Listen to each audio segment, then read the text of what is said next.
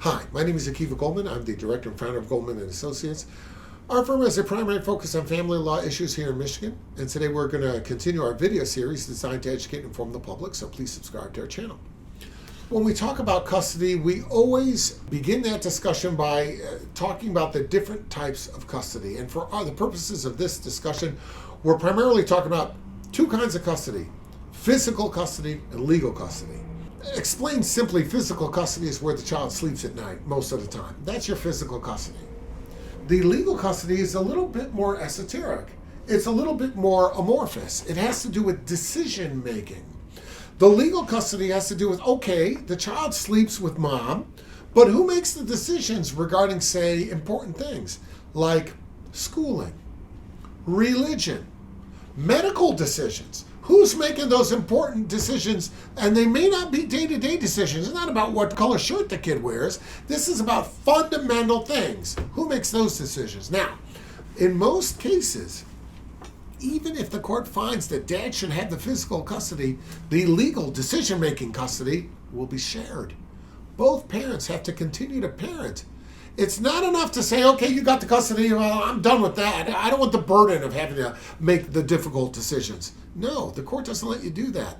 Even if the one child is staying with one particular parent, it doesn't mean that both don't have the responsibility of making parental decisions.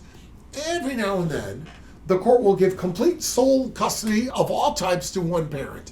That means one parent will have the child staying with them most of the time, and that same parent will also have all the decision-making authority.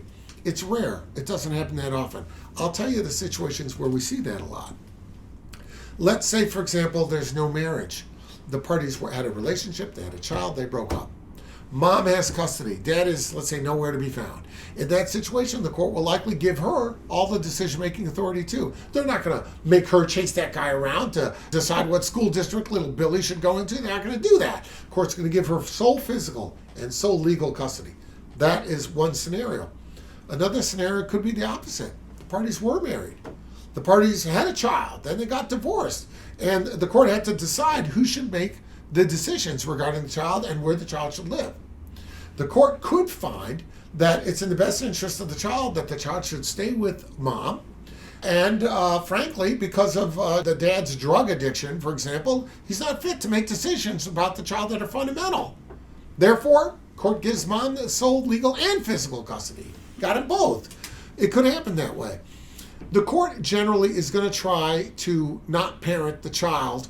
The court is going to try and let the parents parent the child.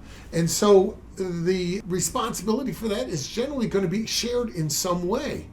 But every now and then, it could come up where the court will find that it's not in the best interest of the child for this parent to weigh in on fundamental things. And in that scenario, expect that the court will give the other parent full legal custody along with the full physical custody.